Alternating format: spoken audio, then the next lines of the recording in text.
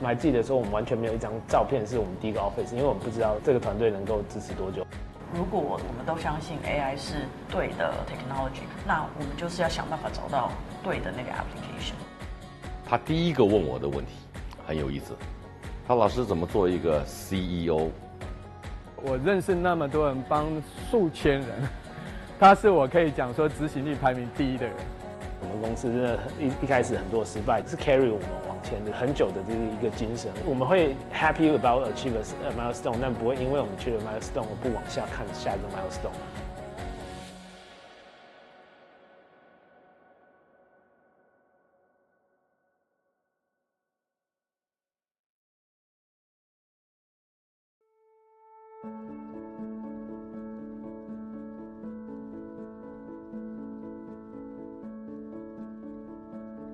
在你客户讲，他比较不会。我觉得最一开始的过程其实是还蛮恐怖的，因为你毕竟那时候我们刚结婚嘛。就是他们当年创业的时候，完全技术出身。就我们另外一个 co-founder， 他 engineering 真的非常优秀的一个 talent， 然后他就是很着迷于 AI， 然后想要把 AI 带到这个 industry 当中，他们都充满了 passion。我毕业的时候，其实他们两个已经开始创业，他们就一直努力的 pitch 我，就是希望我可以加入。但是我 combine 这 AI 的东西，就 gaming。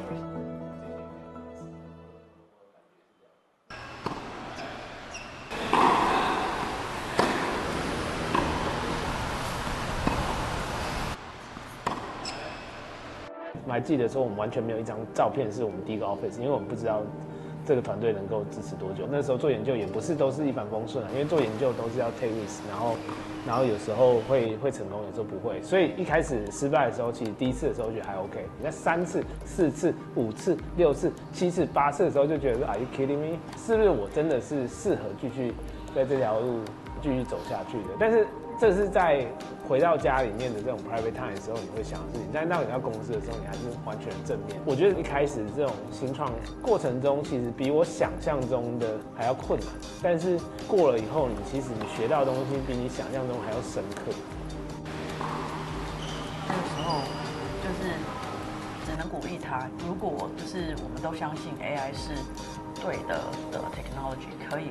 就是帮助，就是 industry 当中很多种不同的应用，那我们就是要想办法找到对的那个 application。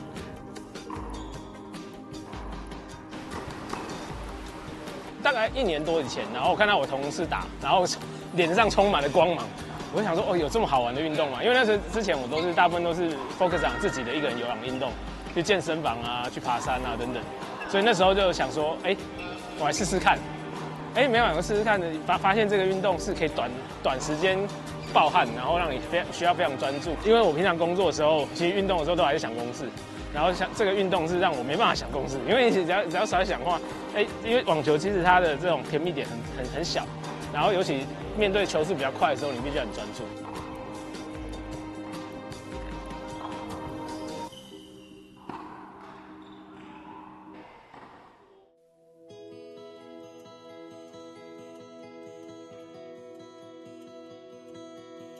是，客户在对这个生成式 AI 上面的这个兴趣度是越来越高。他第一个问我的问题很有意思，他老师怎么做一个 CEO？ 很多人会觉得这个问题很奇怪，但我觉得这个问题非常好。第一个，你的时间分配；第二个，你的工作重点，你把时间控制好。好，那你要控制好时间，你把内容控制好。好了，你控制好内容之后，你把讨论的节奏控制好。那讨论完以后，出来的结果是不是你预期的结果？它环环相扣。OK。这都是我们 Omnichannel 和 AI， 这都是我们的强项。所以，其实，在这些空档的时候啊，有时候是不同时区的同事啊，所以说就用这个时间跟他们 sync up 一下，我觉得很重要。就是说，你把零碎的时间如果可以。把它妥善运用，那你就可以挤出一些个人的 personal time， 你就可以做一些你喜欢的事情，这样子。And lastly, our special program for today will be how to protect yourself during the earthquake by me.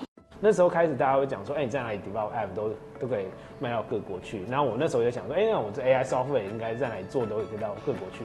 所以那时候我就蛮naive的，觉得说，我在台湾做，我自己是要做一个全世界的 business， 也没有人跟我讲说这不行，然后我就假设是可以的，就从 day one 一直都是这样子的思考和想法。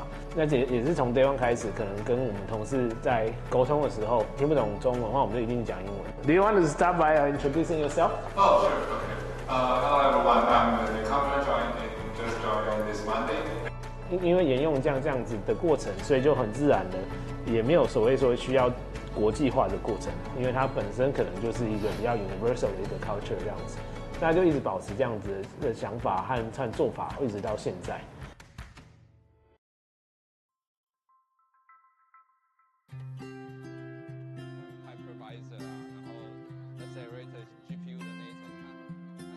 我们公司真的一开始很多失败，是 carry 我们往前的很久的这一个精神，我这个深刻体会到，就是那也是为什么 Appier 是一家公司，就是我们在上市后，其实我们在下面就敲完钟上去就去干活，我们会 happy about achieve a milestone， 但不会因为我们去了 milestone 而不往下看下一个 milestone。慢点。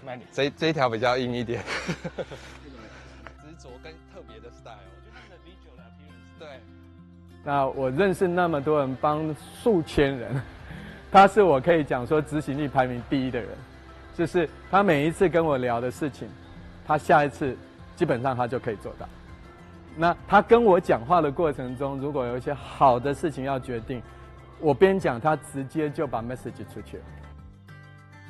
创业家就是工具人啊，你一定是那个 always 是掌控方向，不论你讲是教练啊，有的人是觉得是捕手，那第二个就是一个工具人，公司需要你到哪里就是要到哪里，而且到那边你要短时间里面就把那个位置表现得淋漓尽致。通常都是他觉得有什么问题，他就会问我，那个问题是360度各式各样的问题，包括人的问题。公司很多重要的职位，大概都是老师 interview， 从原来的1对1辅导，因为志航跟我说，老师你能不能直接辅导我几个重要的这些 VP， 然后就这样开始了。那我现在的名单上大概有30-40个人，每周志航安排谁跟我做1对1。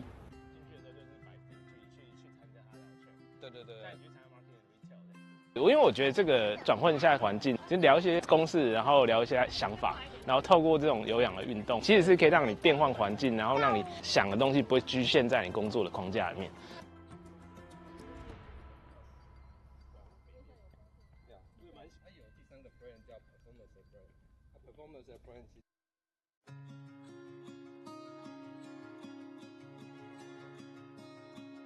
有一个问题，你的表情有点怪怪的。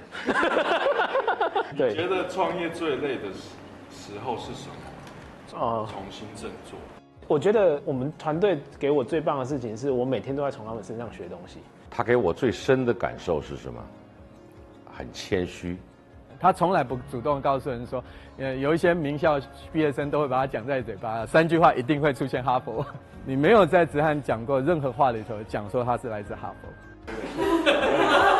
然后I know a lot about you. Hopefully not too much.